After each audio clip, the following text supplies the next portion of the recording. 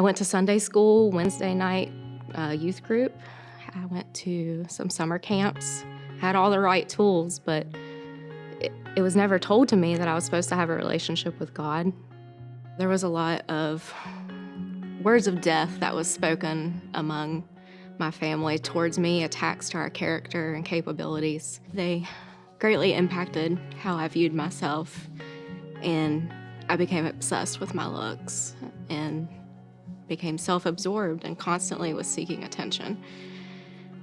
My husband and I got married and we moved back to rural West Virginia. We started developing relationships with our coworkers, and those relationships led to more parties and drinking. Night after night, glass after glass of wine turned into multiple bottles a week. God knew that I was carrying a lot of shame and guilt and hurt, and He knew how to rescue me. And it was on a plastic stick with red lines. I had a heartbeat of 155. When she was born, my whole purpose shape-shifted to love and to nurture her. And I finally started talking to God more and praying and thanking Him.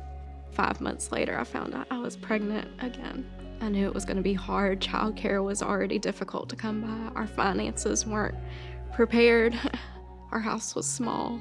And the week before I was due, Eddie was asked to interview for a job in Southern Alabama. Within 24 hours of this interview, he was offered a contract. So with a leap of faith, we left everybody and everything that we knew in West Virginia and came 10 hours south to Dothan, Alabama.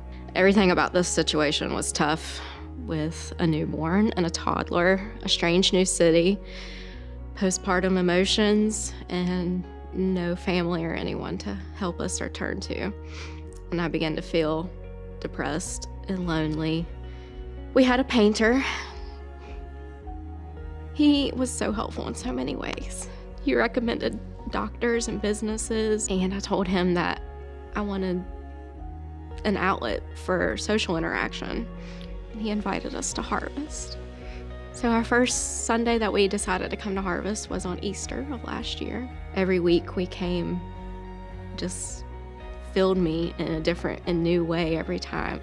And people have told me, and it's so true, that the more you put into Harvest, the more you're going to get out of it. And I decided to join a small group. My first one was Freedom. And I learned more in Freedom the first couple weeks than I'd ever known about Christianity in my entire life. And my heart just completely was renewed. I never realized how powerful prayer really was until the Freedom Conference. Never pictured myself living in Southern Alabama. But God knew we needed to be here, and He knew that there was a revival happening in Harvest, and that He called us to be here at the right point in time.